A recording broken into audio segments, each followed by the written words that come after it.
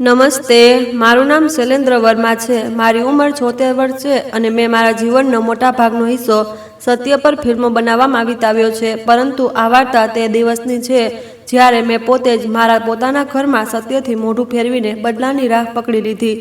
મેં મારા પુત્ર નિખિલના રેસ્ટોરન્ટમાં લગભગ 4 કરોડ લગાવ્યા હતા. મેં વિચાર્યું હતું કે નિવૃત્તિ પછી આ મારો સૌથી મોટો ગર્વ હશે. આ મારા પુત્રની રેસ્ટોરન્ટ છે અને આ સપનામાં મેં પણ સાથ આપ્યો છે. પરંતુ જે દિવસે મને ખબર પડી કે રેસ્ટોરન્ટનું ઓપનિંગ થઈ ગયું છે અને મને બોલાવવામાં જ નથી આવ્યો, તે જ દિવસે અંદરથી બધું તૂટી ગયું. તે દિવસે મેં દરવાજો ખખડાવ્યો. ત્યાં સુધી હું પોતાને દુનિયાનો સૌથી સુખી પિતા સમજતો હતો અને દરવાજો ખુલ્યા પછી પોતાને માત્ર એક મૂર્ખ રોકાણકાર અનુભવ્યો. તે પહેલાં તમારી પાસે એક નાનકડી વિનંતી છે. જો તમે આવી વાર્તાઓ સાંભળો છો અને કંઈક અનુભવો છો તો ચેનલને સબસ્ક્રાઈબ જરૂર કરજો અને કોમેન્ટમાં લખજો કે તમે ભારતના કયા શહેરથી મારી વાર્તા સાંભળી રહ્યા છો. મને ખરેખર જાણીને આનંદ થશે કે મારો અવાજ ક્યાં ક્યાં સુધી પહોંચે છે. ચાલો હવે પાછા આવીએ તે જ દરવાજા પર જ્યાંથી આ તોફાન શરૂ થયું. હું મુંબઈના અંધેરીવાળા તેમના ફ્લેટની બહાર ઊભો હતો. હાથમાં એક મોંઘી ઇમ્પોર્ટેડ શેમ્પિયનની બોટલ હતી અને બીજા હાથમાં એક મોટી પોસ્ટર ટ્યુબ. મેં પોસ્ટર પર ખૂબ મહેનત કરી હતી. જૂની રીલના કેટલાક ફ્રેમ, નિખિલની કુકિંગની બાળપણની તસવીરો અને વચ્ચે મોટા અક્ષરોમાં લખ્યું હતું નિખિલ્સ કિચન, આપણા ઘરનું સપનું. હું તે પોસ્ટરને રેસ્ટોરન્ટની દિવાલ પર લાગતું જોવા માંગતો હતો. દરવાજો ખુલ્યો અને મારી પુત્રવધુ ઈશા સામે ઊભી હતી. માથાથી પગ સુધી બ્રાન્ડેડ એથ્લીઝર અને હાથમાં નવો આઈફોન, જાણે કોઈ હથિયારની જેમ પકડ્યો હોય. તેની નજર સૌથી પહેલાં ચેમ્પિયનની બોટલ પર ગઈ, પછી પોસ્ટર ટ્યુબ પર, અને તેના ચહેરા પર એક અજીબ ભાવ આવ્યો. ન કોઈ ગરમાવો કે ન કોઈ આજબ તજન જેવો ભાવ. બસ એવું, જાણે સામે કોઈ ભૂલેલું વડીલ ઊભું હોય જે ખોટું સરનામું શોધીને આવી ગયું હોય. જી પાપા, તેણે પૂછ્યું પણ નહીં. બસ એવી રીતે બોલી જાણે તે જાણતી હોય કે હું કેમ આવ્યો છું અને તેને આ બધું ગમતું નથી. નિખિલ ઘરે છે? મેં સ્મિત સાથે પૂછ્યું. અવાજમાં ખુશી છુપાવતા વિચાર્યું હતું કે ઓપનિંગ પહેલાં મળીને એક પ્લાન બનાવી લઈએ. એક નાનું સરપ્રાઈઝ પણ છે. ઓપનિંગ? તેના ચહેરા પર એક સેકન્ડ માટે ખચકાટ આવ્યો. પછી તેણે પોતાની જાતને સંભાળી લીધી. પાપા, રેસ્ટોરન્ટનું ઓપનિંગ તો થઈ ગયું છે ગયા અઠવાડિયે. એવું લાગ્યું જાણે કોઈએ મારા કાનમાં બોમ્બ ફોડ્યો હોય. શું? મેં વિચાર્યું મેં ખોટું સાંભળ્યું હશે. ક્યારે? ગયા મંગળવારે, તેણે ખૂબ જ આરામથી કહ્યું. અમે ખૂબ જ નાની પૂજા અને ઓપનિંગ રાખ્યું હતું. બસ સૌથી નજીકના લોકો હતા, ફેમિલી અને ફ્રેન્ડ્સ. તેના મોઢેથી સૌથી નજીકના લોકો શબ્દો નીકળ્યા અને મારા હાથમાં રહેલી ચેમ્પિયનની બોટલ અચાનક ખૂબ ભારે લાગવા માંડી. તો હું કોણ છું? મારો અવાજ મને પણ અજાણ્યો લાગ્યો. 4 કરોડ રૂપિયા લગાવનાર માણસ તારા હિસાબે સૌથી નજીકના લોકોમાં નથી આવતો. તેણે શ્વાસ લીધો અને દરવાજા ફ્રેમ પર ટેકો દઈને બોલી, પાપા, પૈસા અલગ વસ્તુ છે. આ અમારો બિઝનેસ છે, અમારી લાઈફ છે. તમે મદદ કરી તે બદલ અમે આભારી છીએ, પણ દરેક વસ્તુમાં તમારી એન્ટ્રી જરૂરી નથી. આ અમારો બિઝનેસ છે. મેં ગુસ્સો દબાવતા પૂછ્યું. મેં જેટલા પૈસા લગાવ્યા તે પછી પણ મારો કોઈ હક નથી રહેતો. તમે નિખિલને પૈસા આપ્યા. તેનો અવાજ હવે ઠંડો થઈ ગયો હતો. તેનો અર્થ એ નથી કે તમે દરેક વખતે અહીં આવતા રહો અને દરેક વસ્તુમાં દખલ કરો. આ રેસ્ટોરન્ટ નિખિલનું સપનું છે, તમારો પ્રોજેક્ટ નહીં. અંદર લિવિંગ રૂમ દેખાતો હતો. સીડી પાસે 5-6 મોટા શોપિંગ બેગ રાખ્યા હતા જેના પર હાઈ એન્ડ મોલ્સના લોગો હતા જે દૂરથી ઓળખી શકાતા હતા. મને યાદ આવ્યું કે હજુ મહિના પહેલાં જ મેં છેલ્લો હપ્તો મોકલ્યો હતો. તો ઓપનિંગ થઈ ગઈ? મેં પૂછ્યું. અને તમે વિચાર્યું કે મને જણાવવાની જરૂર નથી? અમે વિચાર્યું હતું કે પછી તમને બેસાડીને બધું બતાવીશું. તેણે માથું નમાવ્યા વગર કહ્યું. અત્યારે તમે પ્લીઝ ઘરે જાઓ. નિખિલ ખૂબ વ્યસ્ત છે, કિચનમાં છે અને અત્યારે તે તમારી સાથે વાત કરીને સ્ટ્રેસ ન લઈ શકે. મેં ખિસ્સામાંથી મારો ફોન કાઢ્યો અને ત્યાં ઊભા ઊભા નિખિલને ફોન લગાવ્યો. ચોથી બેલ પર તેણે ફોન ઉઠાવ્યો. પાછળથી કિચનનો અવાજ આવી રહ્યો હતો, જાણે પ્રેશર કુકર અને ઓર્ડર્સ એકસાથે ચીસો પાડતા હોય. હા પપ્પા, જલ્દી બોલો, હું લાઈન પર વધારે વાર નહીં રહી શકું. તે હાંફતા અવાજે બોલ્યો. તારી વહુ કહી રહી છે કે રેસ્ટોરન્ટનું ઓપનિંગ ગયા અઠવાડિયે થઈ ગયું. આ મજાક છે? બીજી તરફ થોડી સેકન્ડ મૌન રહ્યું. પછી તેણે ધીમા અવાજે કહ્યું, હા પાપા, અમે એટલે કે મેં વિચાર્યું હતું કે તમને પછી મેં વાત વચ્ચેથી કાપી નાખી. મેં તને 4 કરોડ આપ્યા બેટા, માત્ર એટલા માટે કે તું તારું સપનું જીવી શકે. અને એ સપનાના સૌથી પહેલા દિવસે હું હાજર પણ નથી. પાપા, અત્યારે હું બહુ ફસાયેલો છું, પ્લીઝ આપણે પછી વાત કરીએ. તેણે જલ્દીથી કહ્યું અને ફોન કાપી નાખ્યો. ટોનની ટૂંટું અવાજ થોડી સેકન્ડ સુધી મારા કાનમાં ગૂંજતી રહી. મારી આંગળીઓ ધ્રુજતી હતી. હું ડોક્યુમેન્ટરી બનાવનાર માણસ હતો. અબજો રૂપિયાના કૌભાંડો ઉજાગર કર્યા હતા. મોટા મોટા નેતાઓની પોલ ખોલી હતી. અને આજે પોતાના દીકરાના દરવાજે ઊભો જાણે કોઈ અપમાનિત થયેલો સેલ્સમેન. તમારે હવે જવું જોઈએ પાપા, ઈશાએ કહ્યું. તેનો અવાજ હવે સાવ કડક થઈ ગયો હતો. અત્યારે તમારું અહીં સ્વાગત નથી. આ અમારું ઘર છે, અમારો સ્પેસ છે. આ ઘર, મેં ધીમા પણ સ્પષ્ટ અવાજે કહ્યું, તે પૈસાથી ચાલી રહ્યું છે જે મેં મોકલ્યા છે. રેસ્ટોરન્ટ પણ, છતાં મારું અહીં સ્વાગત નથી. તમે ચેક લખ્યો હતો, તેણે ખભા ઉચકતા કહ્યું. તેનો અર્થ એ નથી કે તમને અમારી લાઈફ કંટ્રોલ કરવાનો હક મળી ગયો. હું પહેલાં જ ખિસ્સામાંથી મારો નાનો ગોપ્રો કેમેરા કાઢી ચૂક્યો હતો. તે મારી આદત હતી. 40 વર્ષથી જ્યાં જાઉં છું ત્યાં રેકોર્ડિંગ કરું છું. ખબર નથી ક્યારે કઈ ક્ષણ સત્ય બતાવી દે. મેં તેની સામે કરીને રેકોર્ડ બટન દબાવી દીધું. તમે શું કરી રહ્યા છો? ઈશા થોડી તંગ થઈ ગઈ. મને રેકોર્ડ ન કરો, હું તો બસ ડોક્યુમેન્ટરી બનાવી રહ્યો છું. મેં થોડો કટાક્ષ કર્યો. એક બાપની જેણે વિચાર્યું હતું કે તે તેના દીકરાનો પાર્ટનર છે, પણ નીકળ્યો માત્ર એક એટીએમ. તેણે દરવાજો બંધ કરવા માટે હાથ લંબાવ્યો. તે ક્ષણે મારી નજર તેની પાછળ રાખેલા કન્સોલ ટેબલ પર પડેલા તેના ફોન પર પડી. સ્ક્રીન લોક વગર ઉપરની તરફ હતી. જેવો તેણે દરવાજો જોરથી ખેંચ્યો કે સ્ક્રીન ચાલુ થઈ ગઈ. બસ 2-3 સેકન્ડ માટે, પણ મારા જેવા માણસ માટે આટલો સમય પૂરતો હતો. નોટિફિકેશન પોપ અપ થયું. લીલું બેકગ્રાઉન્ડ, સફેદ અક્ષર. ગોલ્ડન પેલેસ ઓનલાઈન રમી તમારા 5 લાખની ઉપાડ બાકી છે. 5 લાખનો ઉપાડ ચાલુ હતો અને આ બધું હું મારા કેમેરાની નાની સ્ક્રીન પર સ્પષ્ટ જોઈ રહ્યો હતો. દરવાજો ધડામ દઈને બંધ થઈ ગયો. હું બહાર વરાંડામાં ઊભો રહી ગયો. એક હાથમાં શેમ્પિયનની બોટલ અને બીજા હાથમાં ચાલુ કેમેરો. થોડી સેકન્ડ પહેલાં સુધી મને લાગતું હતું કે મારો સૌથી મોટો દુઃખ એ છે કે તેમણે મને ઓપનિંગમાં ન બોલાવ્યો. હવે અચાનક મને અહેસાસ થયો કે અસલી વાર્તા કદાચ ક્યાંક બીજે જ છે. પૈસાની, જૂઠની અને એવી કોઈ આદતની જે એક ક્લિકમાં 5-5 લાખ ગળી જાય છે. હું ધીરે ધીરે સીડીઓ ઉતરીને મારી કાર સુધી આવ્યો. ડ્રાઈવર સીટ પર બેઠો અને ગોપ્રોનું ફૂટેજ ચલાવીને તે ફ્રેમ વારંવાર જોવા લાગ્યો જ્યાં સ્ક્રીન પર તે લાઈન દેખાઈ રહી હતી, 5 લાખ વિડ્રોલ પેન્ડિંગ. મારા હોઠ પર પહેલીવાર હળવું સ્મિત આવ્યું. તે ખુશીનું સ્મિત નહોતું, તે એવું સ્મિત હતું જે મને ત્યારે આવતું જ્યારે હું કોઈ ડોક્યુમેન્ટરી માટે પરફેક્ટ શોટ પકડી લેતો. તે એક ફ્રેમ જેમાં આખું જૂઠ નાગું થઈ ગયું છે. ઘરે પહોંચતા સુધીમાં મેં કારમાં રેડિયો ચાલુ ન કર્યો. આખા રસ્તે બસ મુંબઈનો ટ્રાફિક અને મારા પોતાના શ્વાસનો અવાજ હતો. ઘર એ જ જૂનું હતું, જૂની બિલ્ડિંગ, બાલ્કનીમાં કુંડા, અંદર વિખરાયેલી મારી જૂની રીલ, એવોર્ડ, પોસ્ટર, બધું જેવું હતું તેવું જ હતું. પણ હું પહેલાં જેવો રહ્યો નહોતો. સીધો મારા નાના ઓફિસ રૂમમાં ગયો, ગોપ્રો લેપટોપ સાથે જોડ્યો અને ફૂટેજ ફ્રેમ બાય ફ્રેમ જોવા લાગ્યો. સ્ક્રીન પર ફરી તે જ વસ્તુઓ દેખાઈ રહી હતી જેને મેં દરવાજે ઊભા અનુભવી તો હતી પણ સમજી નહોતી. સીડી પાસે પડેલી મોંઘી શોપિંગ બેગ જેમાંથી ટીશ્યુ પેપર ડોકાઈ રહ્યા હતા. ટેબલ પર બિરલનો ઢગલો, મોટા ભાગના કદાચ ખોલ્યા વગરના, અને પછી તે નોટિફિકેશન. ગોલ્ડન પેલેસ ઓનલાઈન રમી તમારા 5 લાખ વિડ્રોલ પેન્ડિંગ. મેં મનમાં જ કહ્યું હતું, તું તો કહેતી હતી અમારી લાઈફ છે, અમારો બિઝનેસ છે. સારું, હવે જોઈએ કે આ અમારું અને તમારું અસલમાં શું હોય છે. પછીના 3 દિવસ હું બહાર ક્યાંય ન ગયો. ગૂગલ પર રેસ્ટોરન્ટનું નામ સર્ચ કર્યું. ઇન્સ્ટાગ્રામ પર ઈશાની પ્રોફાઇલ પર ગયો. દરેક ફોટામાં એ જ વાર્તા હતી. મોંઘા ખાણા, નવા કપડાં, સ્પા ડે અને કઠિન મહેનતનું ફળ. હું મારી વિપુલતા પોતે મેનિફેસ્ટ કરું છું જેવા કેપ્શન. હું સ્ક્રીન પર તેનું સ્મિત જોઈ રહ્યો હતો અને વિચારતો હતો કે વિપુલતા કોની છે, મહેનત કોની છે અને જોખમ કોનું. રાત્રે 2 વાગ્યે મેં ભૂલથી તેની એક જૂની પોસ્ટ લાઈક કરી દીધી. ગભરાઈને તરત જ અનલાઈક કરી દીધી. પણ મનમાં સવાલ થવા લાગ્યો કે શું નોટિફિકેશન આટલી જલ્દી જતું હશે.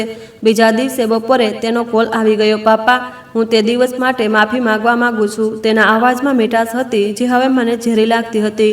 હું બહુ સ્ટ્રેસમાં હતી એટલે તમારી સાથે થોડી રૂકી ગઈ હતી. મેં કંઈ ન કહ્યું. થોડી સેકન્ડ સુધી મૌન ખેંચાયું. પછી તેણે ધીરે ધીરે અસલી વાત શરૂ કરી. જુઓ, ફ્રીજ ખરાબ થઈ ગયું છે. કોલ્ડ સ્ટોરેજના રિપેરિંગમાં બહુ પૈસા લાગી રહ્યા છે. સપ્લાયર પૈસા માગી રહ્યા છે. ભાડું પણ આપવાનું છે. જો તમે થોડા વધુ પૈસા મોકલી આપો, બસ 50 લાખ, તો બધું સંભાળી લેવાશે. મેં હળવું હસી દીધું. 50 લાખ? મેં કહ્યું, એટલે કે હું ઓપનિંગમાં બોલાવવા લાયક નથી પણ ક્રેડિટ કાર્ડની જેમ વાપરવા લાયક છું. તેની મીઠી અવાજ અચાનક કર્કશ થઈ ગઈ. પાપા, તમે ઇમોશનલ ન થાઓ. તમે રોકાણ કર્યું છે. જો રેસ્ટોરન્ટ પડી ભાંગશે તો તમારા પૈસા પણ ડૂબી જશે. તમે જ હારશો. રોકાણ? મેં ધીરે ધીરે પુનરાવર્તન કર્યું. અજીબ રોકાણ છે જેના કોઈ કાગળ નથી, કોઈ એગ્રીમેન્ટ નથી, કોઈ ઓફિશિયલ પાર્ટનરશિપ નથી. બસ એક ઘરડો બાપ અને એક ભરોસો. તેને ફોન કાપી નાખ્યો. હું થોડીવાર સ્ક્રીન જોતો રહ્યો, પછી ધીરેથી લેપટોપ પર બીજી વિન્ડો ખોલી. ભારત સરકારની મિનિસ્ટ્રી ઓફ કોર્પોરેટ અફેર્સની સાઇટ. મેં રેસ્ટોરન્ટનું નામ નાખ્યું. હાર્વેસ્ટ સ્પાઇસ હોસ્પિટાલિટી LLP જેવું કંઈક નામ હતું. થોડી સેકન્ડમાં બધી વિગતો સામે આવી ગઈ. રજિસ્ટ્રેશનની તારીખ, પાર્ટનર્સના નામ, ઓફિસનું સરનામું. પાર્ટનર્સની લિસ્ટમાં 2 નામ હતા, નિખિલ વર્મા અને ઈશા વર્મા. તેની નીચે સ્પષ્ટ લખ્યું હતું, અન્ય પાર્ટનર નીલ. મેં સ્ક્રીનને ઝૂમ કરીને 2-3 વાર જોયું. કદાચ ક્યાંય મારું નામ છૂટી ગયું હોય. નહોતું. નીચે સ્ક્રોલ કર્યું. ક્યાંય પણ શૈલેન્દ્ર વર્મા નહોતા. મારા 4 કરોડ હતા, પણ કાયદાની નજરમાં હું માત્ર એક સારો પિતા હતો જેણે દીકરાને ભેટમાં પૈસા આપી દીધા હતા. મેં ખાનદાનમાંથી જૂની ચેકબુક કાઢી. છેલ્લી કાઉન્ટર ફોઇલ પર લખ્યું હતું, પે ટુ નિખિલ વર્મા. મેં કંપનીના નામે ચેક નહોતો લખ્યો, સીધો દીકરાના નામે લખ્યો હતો. એટલે કે કાયદાની ભાષામાં આ એક ગિફ્ટ હતી, રોકાણ નહીં, પાર્ટનરશિપ નહીં. અને પાર્ટનરશિપની જગ્યાએ જ્યાં મારું નામ હોવું જોઈતું હતું ત્યાં ખાલીપો હતો. મારા હાથ ધ્રુજવા લાગ્યા, પણ આ વખતે ગુસ્સાથી નહીં, એક અજીબ ઠંડા અહેસાસથી. તું 40 વર્ષથી બીજાના ધોકા પર ફિલ્મો બનાવી રહ્યો હતો શૈલેન્દ્ર, અને પોતાના જ ઘરમાં થઈ રહેલા ધોકાને જોઈ પણ ન શક્યો. મેં મોબાઈલ ઉઠાવ્યો અને મારી દીકરી નેનાને મેસેજ કર્યો, જે બેંગલુરુમાં રહેતી હતી. તું સાચી હતી ઈશા, મને માત્ર વાપરી રહી છે. હવે મને તારી મદદ જોઈએ છે. એક ડોક્યુમેન્ટરી નહીં, પણ મારી જિંદગી બચાવવા માટે. થોડી સેકન્ડમાં તેનો જવાબ આપ્યો, પાપા, જે પણ કરવાનું છે સાથે મળીને કરીશું. પણ યાદ રાખજો, બદલો અને ન્યાય એક વસ્તુ નથી. હું સ્કિનની રોશનીમાં મારા ચહેરાને જોઈ રહ્યો હતો. આંખો નીચે કાળા કુંડાળા, સફેદ વાળ, અને તે માણસ જે પોતાને હંમેશા સત્યનો સિપાહી કહેતો હતો, હવે બદલા તરફ પહેલું ડગલું માંડવાનો હતો. અને મને અંદાજ પણ નહોતો કે આગળ જતાં આ ડગલું મને કેવા અંધારામાં લઈ જશે. અહીંથી જ અસલી વાર્તા શરૂ થાય છે. નેના બીજા દિવસે સાંજની ફ્લાઇટથી બેંગલુરુથી મુંબઈ આવી ગઈ. મેં તેને રોકવાની કોશિશ કરી હતી. કહ્યું હતું કે તું કામમાંથી રજા ન લે, હું સંભાળી લઈશ. પણ તે હસી પડી, પાપા, તમે એકલા કોમ્પ્યુટર પર ઝૂમ કરીને સત્ય નથી શોધી શકતા. ક્યારેક કોઈ પોતાના જેવું પણ સાથે જોઈએ. રાત્રે અમે બંને ડાઇનિંગ ટેબલ પર બેઠા હતા. મારી સામે લંચ બોક્સના ડબ્બા નહીં, પણ ફાઇલિંગ, પાસબુક અને લેપટોપ ખુલ્લા પડ્યા હતા. નેનાએ ચશ્મા પહેરીને મારી ચેકબુકનું છેલ્લું પાનું જોયું. આ જુઓ, તેણે આંગળી રાખીને કહ્યું, તમે એક પછી એક પૈસા નિખિલના પર્સનલ એકાઉન્ટમાં ટ્રાન્સફર કર્યા છે, કંપનીના એકાઉન્ટમાં નહીં. તો લીગલ ભાષામાં આ ગિફ્ટ છે પાપા, ઇન્વેસ્ટમેન્ટ નહીં. મેં ઊંડો શ્વાસ લીધો. મને લાગ્યું હતું પોતાના જ દીકરો છે, કાગળની શું જરૂર. મેં ધીમા અવાજે કહ્યું, એ જ તો તકલીફ છે ને. નેના બોલી, આપણે ઇન્ડિયામાં સંબંધોના નામે પૈસા આપી દઈએ છીએ, પણ પછીથી લડાઈ પણ આ જ પૈસાની હોય છે. તમે ડોક્યુમેન્ટરીમાં લોકોને સત્ય અને પુરાવા પર જીવતા શીખવાડો છો, પણ પોતાની લાઈફમાં પુરાવા જ નથી રાખ્યા. તેની વાત ચોપતી હતી, પણ સાચી હતી. તો હવે મેં પૂછ્યું, કાયદાની નજરમાં મારો કોઈ હક નથી? સંપૂર્ણપણે એવું પણ નથી. તે વિચારતા બોલી, જો આપણે એ સાબિત કરી શકીએ કે આ પૈસા લોન હતા, માત્ર ગિફ્ટ નહીં, તો સિવિલ કેસ કરી શકાય છે, પણ લાંબો ચાલશે, થકવી દેનારો હશે, અને નિખિલ હજુ વધારે દૂર થઈ જશે. મેં માથું પકડી લીધું. મારો નિખિલ સાથે લડવું નથી. મેં કહ્યું, મારે બસ એટલું જોઈએ છે કે તે સમજે કે તેની સાથે શું થઈ રહ્યું છે અને મારી સાથે શું થયું છે. નેનાએ ધીરેથી મારો હાથ પકડ્યો. તો પછી આપણે પહેલાં સત્ય પૂરેપૂરું જોવું પડશે પાપા, તેણે કહ્યું. અત્યારે આપણી પાસે બસ એક નોટિફિકેશનનું ફ્રેમ છે. આપણને આખી વાર્તા જોઈએ. ભૂલ, જૂઠ, જુગાર, બધું તેની પૂરી તસવીર. પછીના કેટલાક દિવસોમાં અમે બંનેએ મળીને અમારો નાનો ઇન્વેસ્ટિગેશન પ્લાન બનાવ્યો. સૌથી પહેલાં બેંક સ્ટેટમેન્ટ. નેનાએ મારા નેટ બેન્કિંગથી પાછલા વર્ષના બધા ટ્રાન્ઝેક્શન ડાઉનલોડ કર્યા. પછી તેણે એક એક ટ્રાન્સફરને એક્સેલ શીટમાં નાખ્યા. સામેની કોલમમાં તેણે ગૂગલથી સરેરાશ restaurant setup cost, kitchen equipment, rent, લાયસન્સની કોસ્ટ લખી. ઘણી લાઈનો જોઈને તે પોતે અટકી ગઈ. આ જુઓ, તેણે સ્ક્રીન પર ટેપ બદલીને બતાવ્યું. તમે એપ્રિલમાં 1 કરોડ મોકલ્યા, મે મહિનામાં 1.5. પછી નાના નાના એમાઉન્ટ, પણ કંપનીના નામે કોઈ ઇક્વિપમેન્ટ સપ્લાયરને ડાયરેક્ટ પેમેન્ટ નથી.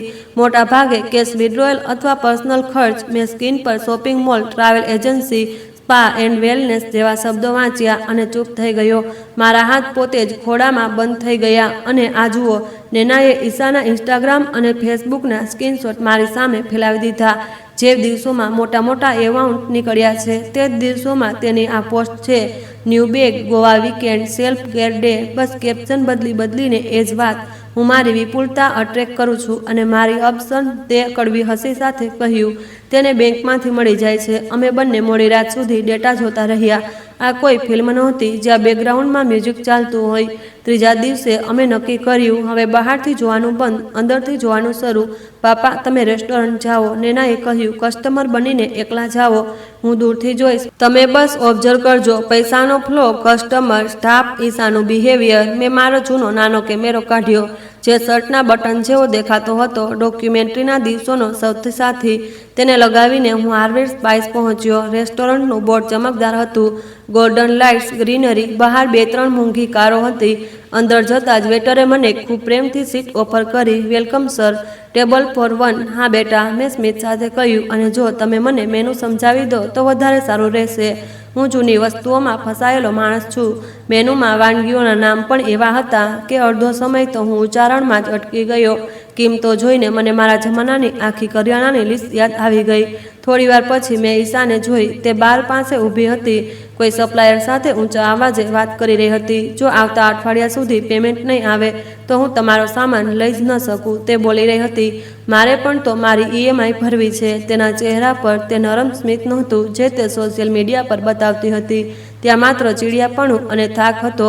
મેં ધીરે ધીરે આખું વાતાવરણ જોયું. કિચનમાંથી અવાજો, સ્ટાફનો હળવો તણાવ, કાઉન્ટરની પાછળ કેશ ડોર, વચ્ચે વચ્ચે ઈશા પોતાનો ફોન કાઢતી, કંઈક ટેપ કરતી, પછી પાછો મૂકી દેતી. જ્યારે તમારી ટેબલ પાસેથી પસાર થઈ તેણે મને જોયો નહીં. મેં જાણી જોઈને થોડું વધારે જોરથી ઉધરસ ખાધી. તે રોકાઈ. તમે અહીં? તેણે આંખો સંકોચીને પૂછ્યું. હા, મેં શાંત રહીને કહ્યું. સાંભળ્યું હતું રેસ્ટોરન્ટ બહુ સારું ચાલી રહ્યું છે. વિચાર્યું દીકરો તો બીજી છે, ઓછામાં ઓછું તેનું ખાવાનું ચાખી લઉં. તે કંઈક બોલે તે પહેલાં જ પાછળથી નિખિલ આવ્યો. સેફ કોટ પહેરેલો, ચહેરા પર પરસેવો, આંખોમાં કામ અને થાકની ભેગી અસર. પાપા, તેણે થોડું ચોંકીને કહ્યું. તમે જણાવ્યું કેમ નહીં કે આવી રહ્યા છો? તે પણ તો જણાવ્યું નહીં કે ઓપનિંગ થઈ ચૂકી છે. મેં હળવું તીર છોડ્યું. તે નજર ઝુકાવીને મારી સામે બેસી ગયો. રેસ્ટોરન્ટમાં બહુ પ્રેશર છે પાપા, તે બબડ્યો. સપ્લાયર, સ્ટાફ, રેન્ટ, બધું જ. હું બસ બધાને ખુશ રાખવા માંગતો હતો, ખાસ કરીને ઈશાને. મેં પૂછ્યું. તે ચૂપ થઈ ગયો. આજ દરમિયાન ઈશાએ વેટરને બોલાવ્યો. તેણે મારા કાનમાં કંઈક કહ્યું. થોડી વારમાં જ એ જ વેટર મારી પાસે આવ્યો. સર, જો તમે ઈચ્છો તો બિલ રિસેપ્શન પર ચૂકવી શકો છો, તે ધીમેથી બોલ્યો. મેડમે કહ્યું છે કે આજે ખૂબ વ્યસ્ત છે, પછી વાત થશે. મેં માથું હલાવ્યું, જમવાનું પૂરું કર્યું અને રિસેપ્શન તરફ ગયો. કાર્ડથી પેમેન્ટ કરતી વખતે મારી નજર ફરી એકવાર કાઉન્ટર પાછળ મૂકેલા તેના ફોન પર પડી. સ્ક્રીન ચાલુ હતી અને તેમાં એ જ ઓફલાઈન ઓનલાઈન કાર્ડ ગેમનું આઇકન ચમકી રહ્યું હતું. તે રાત્રે જ્યારે ઘરે પાછો ફર્યો, નેના પહેલેથી જ બેસીને મારી રાહ જોઈ રહી હતી. રેસ્ટોરન્ટ કેવું હતું? તેણે પૂછ્યું. બહારથી સુંદર, મેં કહ્યું. અંદરથી દેવું અને ટેન્શનની ગંધ આવી રહી હતી. અમે આવતા અઠવાડિયા માટે આખો પ્લાન બનાવ્યો. હું વધુ 2-3 વાર અલગ અલગ સમયે રેસ્ટોરન્ટ જઈશ. ક્યારેક લંચ, ક્યારેક ડિનર, ક્યારેક એકલો, ક્યારેક કોઈ જૂના મિત્ર સાથે જેને હું પહેલાંથી જ કહી દઈશ કે તે માત્ર નિરીક્ષણ કરે. નાની નાની ક્લિપ્સ, વાતચીત, માહોલ બધું રેકોર્ડ કરીશ. પપ્પા, આ બધું ઠીક છે, નેનાએ કહ્યું, પણ તમારે એ પણ સમજવું પડશે કે કાયદાકીય લડાઈમાં તમે એકલા છો. તમારું નામ ક્યાંય નથી. હું મારા માટે નથી લડી રહ્યો, મેં કહ્યું. નિખિલ માટે લડી રહ્યો છું. તે જોઈ નથી રહ્યો કે તેની પાર્ટનર તેના પૈસા સાથે શું કરી રહી છે. 2 અઠવાડિયા આમ જ વીતી ગયા. મારા કેમેરામાં હવે ડઝનેક નાની ક્લિપ હતી. ઈશા સપ્લાયર સાથે દલીલ કરતી, સ્ટાફ પર બૂમો પાડતી, ક્યારેક બારની પાછળ બેસીને ફોન પર સ્ક્રીન સ્વાઇપ કરતી, જાણે કાર્ડ સરકી રહ્યા હોય. એક દિવસ તો મેં સ્પષ્ટ સાંભળ્યું. તે પોતાની એક મિત્રને કહી રહી હતી, યાર, હું પાગલ થોડી છું કે સસરાનું નામ પાર્ટનરશિપમાં નાખી દઉં. આખા બ્રાન્ડની ઇમેજ વૃદ્ધ લાગવા લાગશે.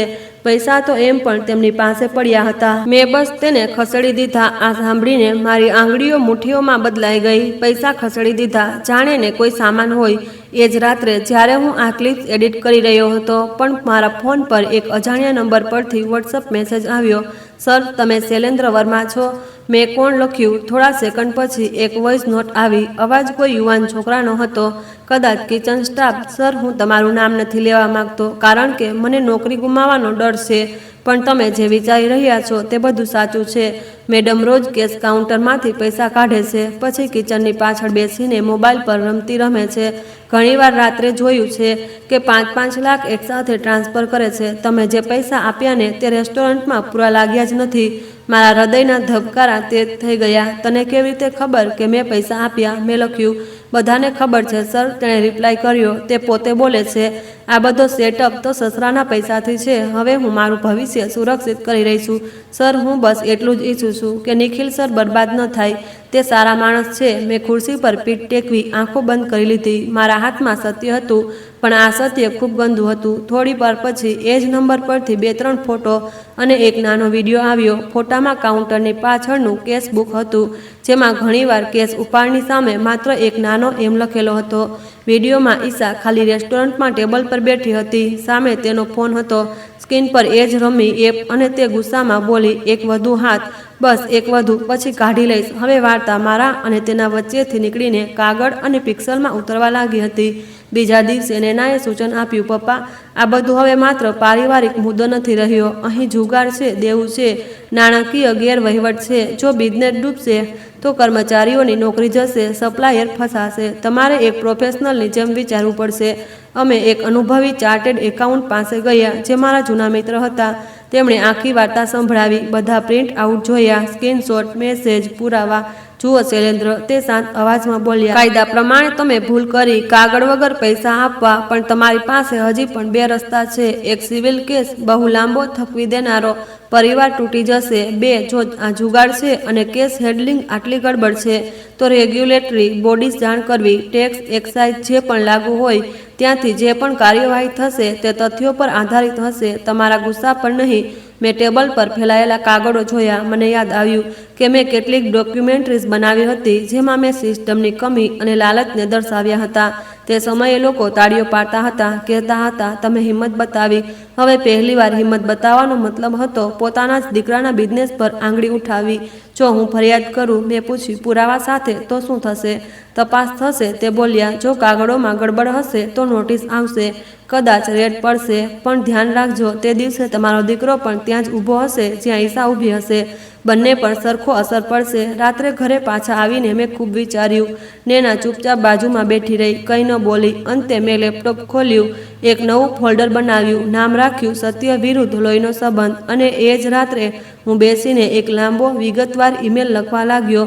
પહેલાં ફસાઈને સ્ટોર કરવાની રીતો, એક્સપાયરી ડેટ છુપાવવાના શકની વાત, પછી એક્સાઇઝ ડિપાર્ટમેન્ટ માટે લખીને સ્ટોક અને કેશ રેકોર્ડિંગ પર સવાલ, અને સૌથી છેલ્લે અનામી ફરિયાદ કે માલિકની પત્ની બિઝનેસના કેસથી જુગાર રમી રહી છે. મેં મોકલતા પહેલાં છેલ્લી વાર સેન્ડ બટન પર કર્સ રોક્યો. પપ્પા, નૈનાએ ધીમેથી પૂછ્યું, ખાતરી છે ને? ના, મેં ઈમાનદારીથી કહ્યું, પણ જો હું કંઈ નહીં કરું તો આ આગ બધાને બાળી નાખશે. નિખિલને, કર્મચારીઓને, સપ્લાયરને અને કદાચ મને પણ. મેં સેન્ડ દબાવી દીધું. થોડા દિવસો સુધી કંઈ ન થયું. હું મારા જૂના કેમેરા, રીલો અને પુસ્તકો વચ્ચે ફરતો રહ્યો, જાણે કોઈ તોફાન પહેલાંની શાંતિ હોય. પછી એક સવારે નિખિલનો મેસેજ આવ્યો, પપ્પા, આજે તમે રેસ્ટોરન્ટ ન આવતા. ઠીક છે, કોઈ ઓફિશિયલ વિઝિટ થવાની છે. હું ખૂબ ટેન્શનમાં છું. મેં નાનો જવાબ લખ્યો, હું આવીશ નહીં. હું તો પહેલાંથી જ ત્યાં છું. ખરેખર હું તે દિવસે સવારમાં જ રેસ્ટોરન્ટની સામેની બિલ્ડિંગના એક નાના કાફેમાં બેઠો હતો. બારીમાંથી હાર્વેસ્ટ સ્પાઇસનો આખો ગેટ દેખાઈ રહ્યો હતો. મારી સામે ચાનો કપ હતો અને દિલમાં એક વિચિત્ર ડર.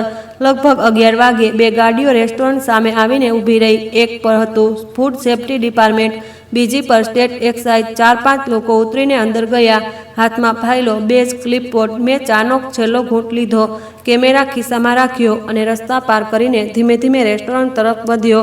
અંદર જતાં જ માહોલ અલગ હતો. વેઇટર ગભરાયેલા, મેનેજર અહીં તહીં દોડી રહ્યો હતો.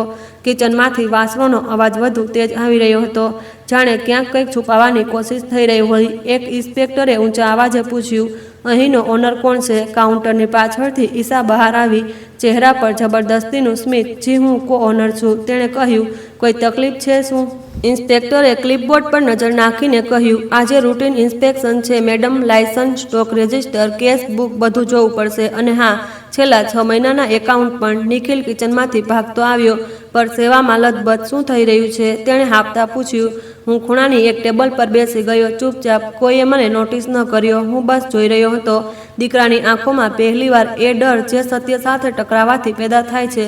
ઇન્સ્પેક્ટરે કાઉન્ટર તરફ ઇશારો કર્યો અને હા, તે બોલ્યો, કોઈને અનામી ફરિયાદ કરી છે. અહીંના કેસથી ઓનલાઈન જુગાર રમાઈ રહ્યો છે. આ આરોપ ખૂબ ગંભીર છે મેડમ. જો સાચું નીકળ્યું તો તે વાત પૂરી કરે એ પહેલાં જ ઈશાની નજર મારા પર પડી. તે અટકી ગઈ. અમારી નજરો મળી. તેની આંખોમાં સવાલ હતો. આ બધું તમારું કામ છે ને? અને મારા દિલમાં માત્ર એક ડર હતો. હવે જે પણ થશે તેની વચ્ચે નિખિલ ઊભો હશે. અહીં હું તમને છોડું છું કારણ કે આગળ જે થયું તેણે માત્ર બિઝનેસ નહીં, આખા પરિવારની તસવીર બદલી નાખી. ઇન્સ્પેક્શનવાળા દિવસ પછી ઘરની હવા જ બદલાઈ ગઈ હતી. રેસ્ટોરન્ટમાં જે તોફાન ઉઠ્યું તેની ગૂંજ મારા ડ્રોઈંગ રૂમ સુધી આવી રહી હતી. સાંજે દરવાજાની ઘંટડી એટલી જોરથી વાગી કે હું ચોંકી ગયો. નેના કિચનમાં હતી. મેં દરવાજો ખોલ્યો. બહાર નિખિલ ઊભો હતો. વાળ વિખરાયેલા, શર્ટ અડધો બહાર, ચહેરો થાકેલો અને આંખો લાલ. અંદર આવ, મેં ધીમેથી કહ્યું. તે ચપ્પલ ઉતાર્યા વિના સીધો ડ્રોઈંગ રૂમમાં જતો રહ્યો. સોફા પર બેસીને બંને હાથોથી માથું પકડી લીધું. થોડી સેકન્ડ સુધી બસ તેના શ્વાસનો અવાજ આવ્યો. આ તમે કર્યું છે ને પપ્પા? તેણે અચાનક માથું ઊંચકીને પૂછ્યું. ઇન્સ્પેક્શન, નોટિસ, બધું? મેં જૂઠું ન બોલ્યું. હા, મેં સ્પષ્ટ કહ્યું. મેં ફરિયાદ કરી હતી. તે હસ્યો. તે હાસ્ય પાગલપણ વાળું હતું. દુઃખ અને ગુસ્સાનો મિશ્રિત ઘોઘાટ. વાહ, તેને તાળી પાડી. લોકો બાપ દીકરાની જોડીમાં બિઝનેસ ઊભો કરે છે અને તમે બાપ દીકરાની જોડીમાં ખુદ પોતાના બિઝનેસને પાડી રહ્યા છો. ગ્રેટ સ્ટોરી બનશે તમારી. આ સ્ટોરી પહેલાંથી જ બની ચૂકી હતી. મેં શાંત અવાજમાં કહ્યું. જ્યારે તે મને 4 કરોડ આપીને પણ પાર્ટનર ન માન્યો ત્યારે તારી પત્ની મારા પૈસાથી જુગાર રમી રહી હતી. જ્યારે મેં તારું નામ MCA સાઇટ પર જોયું અને મારું નહીં, તમને સમજાતું નથી, તે લગભગ ચીસો પાડ્યો. આ મારી લાઈફ છે. મારા નામથી રજિસ્ટ્રેશન છે. મારા નામથી લોન છે. જો કંઈ થશે તો જેલ પણ હું જઈશ, તમે નહીં. અને તમે જ સિસ્ટમને મારી પાછળ લગાવી દીધી. તેની દરેક વાત સાચી હતી અને આજ સૌથી વધુ ચૂભી રહ્યું હતું. મેં સિસ્ટમને તારી પાછળ નહીં, મેં ધીમે ધીમે કહ્યું, તારા ઉપર લટકેલા જૂઠની પાછળ લગાવી છે. જો તું સાપ હોત તો કોઈ નોટિસ તને ડરાવત નહીં. તે ઊભો થઈ ગયો. તમને લાગે છે કે હું સાપ છું? તે કડવાશથી બોલ્યો. તમને લાગે છે કે હું બાળપણથી એટલો સ્ટ્રોંગ હતો કે લગ્ન કરીને, બિઝનેસ કરીને બધું જાતે ચલાવી લઈશ? ક્યારેક એકવાર પણ તમે મારા પર ભરોસો કર્યો? હંમેશા કેમેરા લઈને ફરતા રહ્યા. સ્કૂલ, કોલેજ, લગ્ન, દરેક જગ્યાએ તમે માત્ર શૂટ કરતા રહ્યા. હું તમારા માટે હંમેશા સબ્જેક્ટ રહ્યો, દીકરો નહીં. આ વાત મારા સીનામાં હથોડાની જેમ વાગી. મેં નિખિલને ક્યારેય આ રીતે બોલતા નહોતો સાંભળ્યો. જો હું એટલો જ ખરાબ દીકરો હતો, તે આગળ બોલ્યો, તો આ 4 કરોડ કેમ આપ્યા? શરમ, ગિલ્ટ મિટાવવા માટે કે એક નવી ડોક્યુમેન્ટરી માટે કે મેં મારા નકામા દીકરાને ઊભો કર્યો? બસ કરો. નેના વચ્ચે આવી ગઈ, જે અત્યાર સુધી કિચનમાંથી બધું સાંભળી રહી હતી. ભૈયા, જે ભૂલ પપ્પાએ કરી તે અમે જોઈ છે, પણ જે તમે કરી રહ્યા છો તે પણ સાચું નથી. જુગાર, છૂટ, કેસ, રમત રમતમાં ઉડાવી દેવા, આ બધું કોનો આઈડિયા હતો? નિખિલે બહેન તરફ જોયું. આંખોમાં ગુસ્સો અને દર્દ બંને હતા. તું વચ્ચે ન પડ, તે બોલ્યો. તું તો એમ પણ તમે બંનેનો ફેવરિટ પ્રોજેક્ટ છો. સમજદાર દીકરી જેના હાથમાં બધો ડેટા છે, પુરાવા છે. હું હંમેશા માત્ર કાગળ પર ગાયબ સાઇન હતો. નિખિલ, મેં છેલ્લી કોશિશ કરી. બેસ, વાત કરીએ. મેં જે કર્યું તે શા માટે કર્યું તે સમજાવવાની કોશિશ કર. આ લડાઈ તારા વિરુદ્ધ નહીં, તને બચાવવા માટે છે. મને બચાવવા માટે, તેણે કડવાશથી દોહરાવ્યું. આજે આખા રેસ્ટોરન્ટ સામે ઇન્સ્પેક્ટરોએ મને એ રીતે ટ્રીટ કર્યો જાણે હું કોઈ ચોર હોઉં. સ્ટાફ મારા ચહેરા તરફ જોઈને ગુપસુપ કરી રહ્યા હતા. સપ્લાયર્સોએ ફોન ઉપાડવાનું બંધ કરી દીધું. મારી ઇજ્જતનું શું? તેને પણ ડોક્યુમેન્ટરીની જેમ એડિટ કરશો? આ કહીને તે કંઈ પણ વધુ બોલ્યા વિના બહાર નીકળી ગયો. દરવાજો ધડામ દઈને બંધ કરી દીધો. રૂમમાં થોડી સેકન્ડ માટે શાંતિ રહી. પછી નેનાએ ધીમેથી કહ્યું, પપ્પા, તે જે પણ કહી રહ્યો હતો તે પૂરી રીતે ખોટું નહોતું. હું ખુરશી પર બેસી ગયો. મને ખબર છે, મેં ગણગણાટ કરતાં કહ્યું, કદાચ હું બાપથી વધારે ફિલ્મ મેકર છું. તે રાત્રે હું સૂતો નહીં. જૂની હાર્ડ ડ્રાઇવ્સ કાઢીને જોતો રહ્યો. નિખિલની બાળપણની ક્લિપ, તેનું પહેલું સ્કૂલ નાટક મંચન, કોલેજમાં તેનું કુકિંગ કોમ્પિટિશન, અમારા નાના કિચનમાં તેનું પહેલું ઈંડાનું ભુરજી બનાવી. દરેક વિડીયોમાં હું પાછળથી તેને માર્ગદર્શન આપતો અવાજ આપી રહ્યો હતો. આ કર, તે કર, આમ બોલ, આમ હસ. પહેલી વાર લાગ્યું કે કદાચ મેં તેને ક્યારેય પોતાના નિર્ણયો લેવા નથી દીધા. કદાચ જ્યારે તેણે પોતે પાર્ટનર પસંદ કર્યો, બિઝનેસ પસંદ કર્યો, તો મેં ડરના માર્યા, તેના પર ભરોસો જ ન કર્યો. પણ ડરનો આ મતલબ નથી કે જે ઈચ્છા કરી રહી હતી તે સાચું હતું. થોડા દિવસોમાં નોટિસ કોપી ઘરે પણ આવી ગઈ. રેસ્ટોરન્ટ પર ભારે દંડનો ખતરો હતો. કેટલાક લાયસન્સ સસ્પેન્ડમાં જતા રહ્યા હતા. સોશિયલ મીડિયા પર ધીમે ધીમે વાત ફેલાવા લાગી હતી. નિખિલના રેસ્ટોરન્ટ પર રેડ થઈ છે. એક સવારે હું મારી ગેલેરીમાં બાલ્કનીમાંથી નીચે રસ્તો જોઈ રહ્યો હતો. નીચે ચાવાળો ગાડી લગાવીને અખબાર વાંચી રહ્યો હતો. હેડલાઇનમાં ક્યાંક નાના કોલમમાં લખ્યું હતું, લોકલ રેસ્ટોરન્ટ પર ફૂડ સેફ્ટી અને નાણાકીય અનિયમિતતાની તપાસ. નામ નાનું હતું, પણ મારા માટે તે કોઈ ચીજ જેવું હતું. આવા દિવસોમાં મને પહેલો ફોન આવ્યો, એ અજાણ્યા નંબર પરથી, જે પહેલાં વોટ્સએપ પર મેસેજ કરતો હતો. સર, હું એ જ છું. બીજી તરફથી અવાજ આવ્યો, હું હવે અહીં કામ નથી કરતો. રેસ્ટોરન્ટમાંથી અડધો સ્ટાફ જતો રહ્યો છે. અમે એક નાની ચાની લારી પર મળવાનું નક્કી કર્યું. તે છોકરો લગભગ 22-23 વર્ષનો હતો, પાતળો, થાકેલી આંખો પર વાત સ્પષ્ટ કરતો હતો. આ શું છે? મેં પૂછ્યું. અનઓફિશિયલ કેસ બુક, સર, તેણે કહ્યું. મેડમ કહેતી હતી, બધું ઓફિશિયલ બુકમાં ન નાખો, આ અલગ લખો. તેમાં જે એમ લખેલો હતો તે મેડમ માટે હતો. રોજની કલેક્શનમાંથી કેટલું ઘરે જઈ રહ્યું છે, કેટલું ઓનલાઈન ગેમમાં જઈ રહ્યું છે, બધું અહીં છે. મેં પાના પલટાવ્યા, તારીખો, રકમો, નાની નાની નોટ્સ. આજે 1 લાખ એપમાં, આજે 3 લાખ હારી ગયા, કાલે કાઢીશું. એક લાઈન મારો ગળું વધુ કસી રહી હતી. તમે આ બધું પહેલાં પણ બતાવી શક્યા હોત, મેં ધીમેથી કહ્યું. ડર લાગતો હતો, સર, તેણે આંખો નીચી કરીને કહ્યું. નિખિલ સર સારા છે, અમે બધાની સાથે સારું બોલે છે, સમયસર પગાર આપતા રહ્યા. પણ મેડમ, તે કોઈનાથી ડરતી નહીં, બધાને કહેતી હતી, મારા સસરાના પૈસા છે, મારો હક છે, હું જેમ ઈચ્છીશ તેમ ચલાવીશ. મેં ડાયરી બંધ કરી દીધી. હવે મારી પાસે સત્ય હતું, પૂરું નગ્ન કાગળ પર લખેલું. તે રાત્રે હું નેના સાથે બેઠો અને એક મોટો નિર્ણય લીધો. પપ્પા, નેના બોલી, તમે ઈચ્છો તો આ બધી વસ્તુઓ સીધી પોલીસ કે કોર્ટમાં લઈ જઈ શકો છો. આ ફૂલપ્રૂફ કેસ બની શકે. ફ્રોડ, દુરુપયોગ, જુગાર, બધું. અને પછી મેં પૂછ્યું, નિખિલ જેલ જશે કે તે છોકરી જેની સાથે તેણે લગ્ન કર્યા છે, ભલે તે ગમે તેવી હોય, મારા પૌત્ર પૌત્રી, જો ક્યાંય થશે તો તેમનું શું? મેં બારી બહાર જોયું. શહેરની લાઇટ્સમાં પણ મને બસ ધૂંધળું દેખાઈ રહ્યું હતું. હું કોર્ટરૂમ નથી ઈચ્છતો, મેં ધીમે ધીમે કહ્યું. હું કંઈક બીજું ઈચ્છું છું. શું? મેં મારા જૂના કેમેરા તરફ જોયું, રેક પર રાખેલી ફિલ્મો પર હાથ ફેરવ્યો. હું ઈચ્છું છું કે સત્ય પોતે બોલે, જજ વગર, વકીલ વગર, લોયરની ભાષા વગર, જે ભાષામાં હું આખી જિંદગી લોકોને સત્ય બતાવતો આવ્યો. હું વાર્તાની ભાષામાં. નેનાએ મને ઘૂરીને જોયો. તમે ડોક્યુમેન્ટરી બનાવવા માંગો છો? મેં માથું હલાવ્યું. હા, આ વખતે કોઈ નેતા, બિઝનેસમેન કે સિસ્ટમ પર નહીં, આ વખતે પોતાની જ વાર્તા પર. તે ડરી ગઈ. પપ્પા, આ ખૂબ ખતરનાક છે, તેણે કહ્યું. તમે તમારી ફેમિલીને પબ્લિક સામે ઉતારી દેશો, લોકો જજ કરશે, મીમ બનશે, તમારું નામ, નિખિલનું નામ, બધું વેર વિખેર થઈ જશે. થવા દો, મેં કડવાશથી કહ્યું. એમ પણ અત્યારે અમે બધા અંદર જ અંદર તૂટી રહ્યા છીએ. ઓછામાં ઓછું બહાર બધાને સત્ય ખબર હશે કે કોણ કોની સાથે શું કર્યું. આગામી કેટલાક અઠવાડિયા મારા માટે જાણે ફરીથી શૂટિંગવાળા દિવસો બની ગયા. મેં બધી clip, recording, screenshot, bank statement, Instagram post, છોકરાની ડાયરી, બધાને એક ટાઈમલાઈન પર રાખવાનું શરૂ કર્યું. સ્ક્રીન પર મેં વોઇસ ઓવર લખ્યો. એક વૃદ્ધ પિતા જેણે પોતાના દીકરાના સપનામાં 4 કરોડ લગાવ્યા, એક વહુ જેણે એ રૂપિયાને એક MP સ્ક્રીન પર ઉડાવી દીધા, અને એક દીકરો જે આ બંને વચ્ચે પીસાતો રહ્યો, પ્રેમ, ડર અને અહંકારની વચ્ચે. મેં પોતાનો પણ ઇન્ટરવ્યૂ શૂટ કર્યો, ટ્રાયપોડ પર કેમેરો રાખ્યો, ખુરશી પર બેસીને ઈમાનદારીથી બોલ્યો. મેં ભૂલ કરી. મેં કેમેરાને કહ્યું, મેં પૈસા કાગળ વગર આપ્યા. મેં બાપ બનીને નિર્ણય લીધો, બિઝનેસમેન બનીને નહીં. મેં મારા દીકરાને બાળપણથી કેમેરા સામે ઊભો કર્યો, પણ તેને ક્યારેય પોતાના કેમેરા પાછળ ઊભો ન કર્યો. કદાચ એટલે જ તે પોતાની વાર્તા લખવા કરતાં બીજાઓ પાસે વાર્તા લખાવવાનો આદી થઈ ગયો. મેં નિખિલના બાળપણની ક્લિપ જોડી, તેના નાના હાથ પહેલીવાર ગેસ સળગાવતા, મારા પાછળથી આવતો માર્ગદર્શક અવાજ, પછી કટ, રેસ્ટોરન્ટનું ચમકતું સાઇનબોર્ડ, અને તે પછી ઇન્સ્પેક્ટરોનું અંદર જવું. જ્યારે રફ કટ તૈયાર થયો તો મેં તેને એકલા જોયો.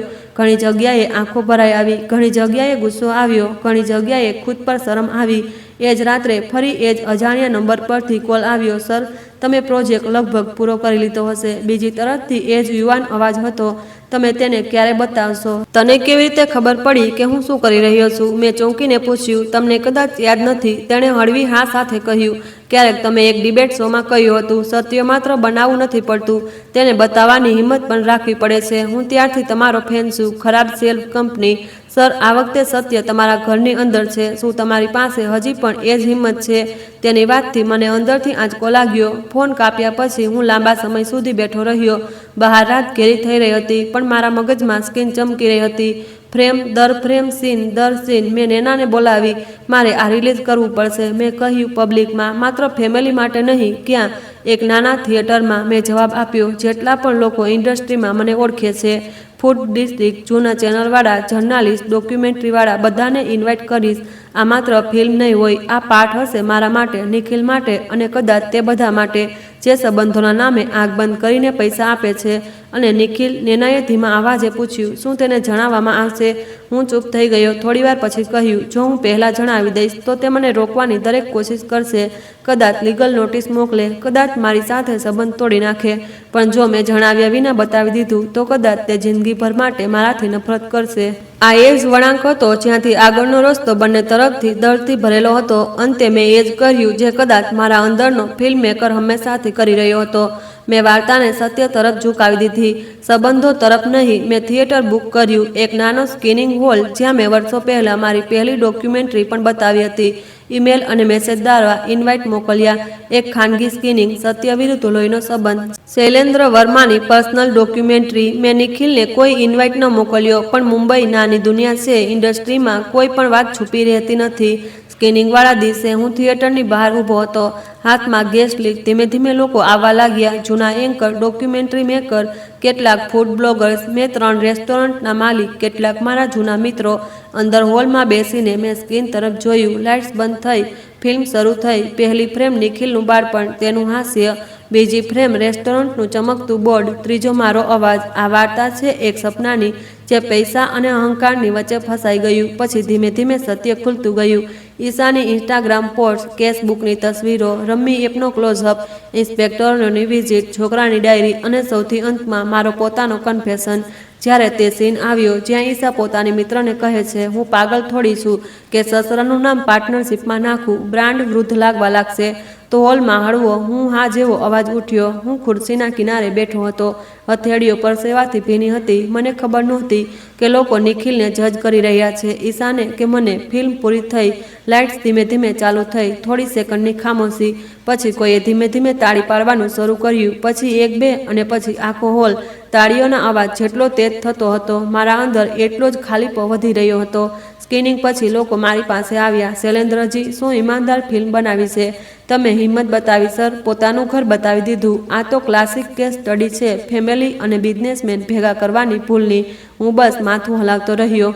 બહારથી બધાને આ હિંમત લાગી રહી હતી, અંદરથી મને લાગી રહ્યું હતું કે મેં મારું જ ઘર નગ્ન કરી દીધું છે.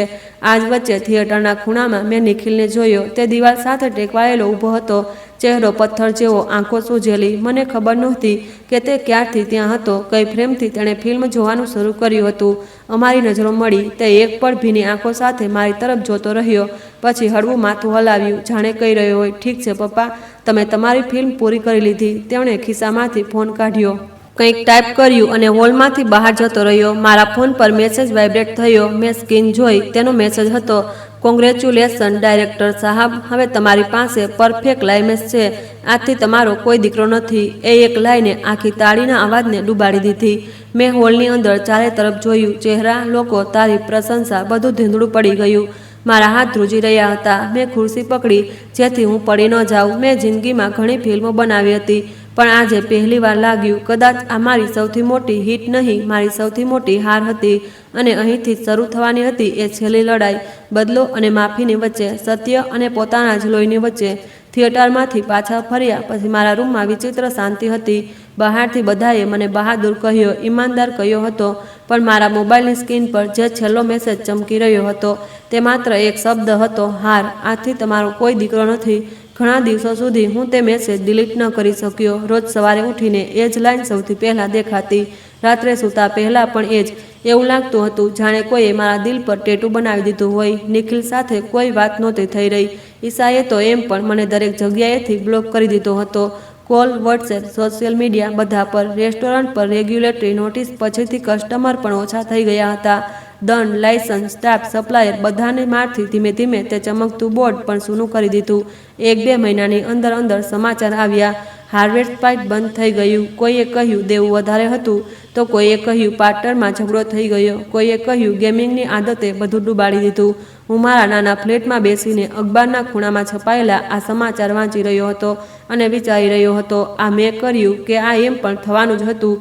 નેના અવારનવાર મને પૂછતી, પપ્પા, જો તમે ડોક્યુમેન્ટરી અને ફરિયાદો ન કરી હોત તો શું રેસ્ટોરન્ટ બચી જાત? હું દરેક વખતે કહેતો કદાચ થોડા મહિના વધુ, પણ અંદરથી કોઈ જવાબ નહોતો આવતો. સમય વીતતો ગયો.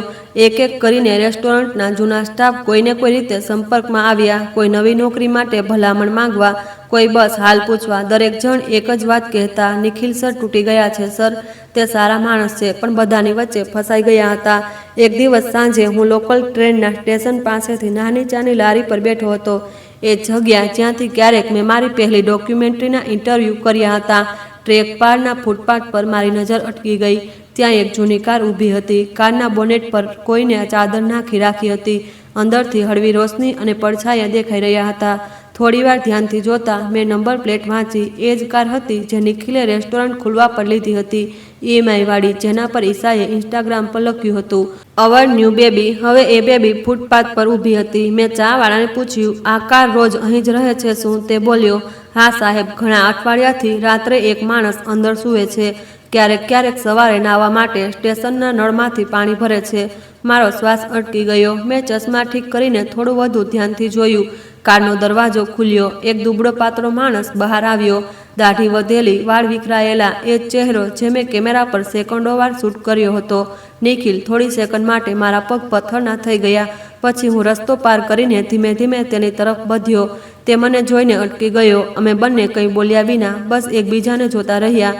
તેની આંખો નીચે કાળા કુંડાળા હતા, હોઠ સુકાઈ ગયા હતા, કપડા પર કરચલીઓ. સૌથી પહેલાં તેણે જ મૌન તોડ્યું. આવી ગયા ડાયરેક્ટર સાહેબ, તેણે હળવા સ્મિત સાથે કહ્યું, પણ તે સ્મિતમાં કોઈ જીવ નહોતો.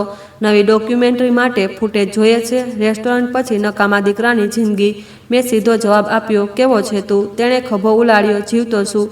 મને તો માત્ર એટલું જ ખબર હતું કે જ્યાં સુધી EMI ભરતો રહીશ, કાર મારી છે. રેસ્ટોરન્ટ ગયું, EMI બંધ, ઘર પણ ગયું. હવે કાર જ ઘર છે. મેં ચારે તરફ જોયું. એક તરફ રેલવે લાઇન, બીજી તરફ ભીડ, હોર્ન, અવાજ, વચ્ચે મારો દીકરો જે ક્યારેક ચમકદાર કિચન સાથે ઊભો રહીને ફોટો પડાવતો હતો, હવે સ્ટેશનના નળ પર ચહેરો ધોઈ રહ્યો હતો. ઈશા? મેં ધીમેથી પૂછ્યું. તેના ચહેરા પર એક પળ માટે પડછાયો આવ્યો. ચાલી ગઈ. તેણે કહ્યું, શરૂમાં તો બોલી, અમે મળીને બધું સંભાળી લઈશું. પછી ખબર પડી કે તેના ઉપર પણ એટલું દેવું છે કે તે પોતે ડૂબી રહી છે. એક દિવસ બસ કહીને ચાલી ગઈ, તારા બાપના કારણે મારી લાઈફ બરબાદ થઈ ગઈ.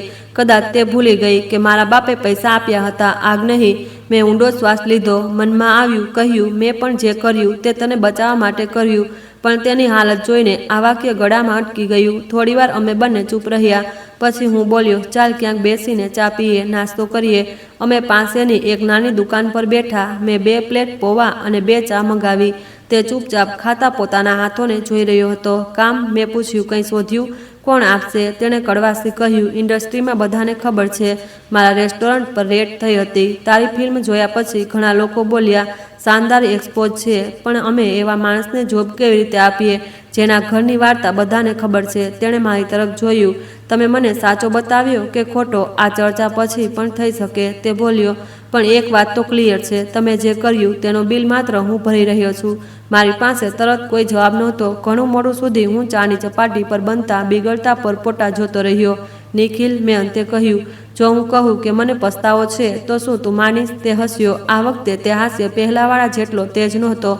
તમને પસ્તાવો છે કે મેં મેસેજમાં લખ્યું, હવે તમારો કોઈ દીકરો નથી? તેણે ધીમેથી કહ્યું કે પસ્તાવો એ છે કે તમે મને પહેલાં ક્યારેય દીકરો બનાવ્યો જ નહીં, માત્ર સ્ટોરી નોટ કેરેક્ટર બનાવ્યો. મેં પહેલીવાર બચાવ કર્યા વિના માની લીધું, કદાચ બંને. મેં કહ્યું, મેં હંમેશા કેમેરો તારી તરફ રાખ્યો, તારી સાથે ક્યારેય બેસીને ન પૂછ્યું કે તને શું ડર લાગે છે, શું તને સમજાતું નથી, તું ફસાયો હતો. મેં તને ગાઈડ કરવાની જગ્યાએ તારા ઉપર ફિલ્મ બનાવી દીધી. અમારા બંનેની આંખો હળવી હળવી ભરાઈ આવી. સ્ટેશનની ભીડ, ગાડીઓનો ઘોઘાટ, બધું દૂર દૂર લાગવા લાગ્યું. હવે શું કરીશું પપ્પા? તેણે પહેલીવાર તે દિવસે મને પપ્પા કહીને બોલાવ્યો. આ એક શબ્દ મારા માટે કોઈ એવોર્ડથી મોટો હતો. મેં ધીમે ધીમે કહ્યું, જો તું ખરેખર બદલવા માગે છે અને જો તું તૈયાર છે કે આ વખતે અમે બંને મળીને દિમાગથી અને દિલથી કામ કરીશું, તો કદાચ આ અંત નહીં, એક નવી શરૂઆત હોઈ શકે.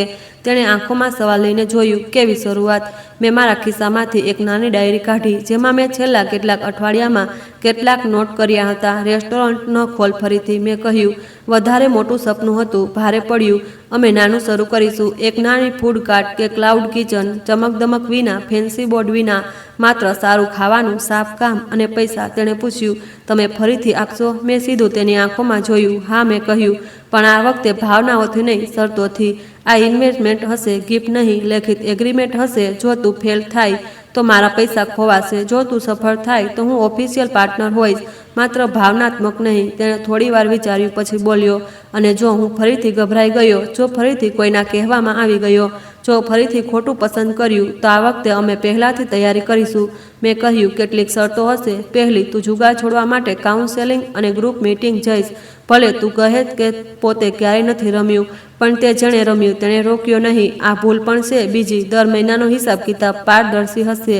નેના જોશે, હું જોઈશ, ચાર્ટેડ એકાઉન્ટ જોશે. ત્રીજી, કોઈ પણ પાર્ટનર સાથે, ભલે તે પત્ની હોય કે મિત્ર, લેખિતમાં વાત થશે.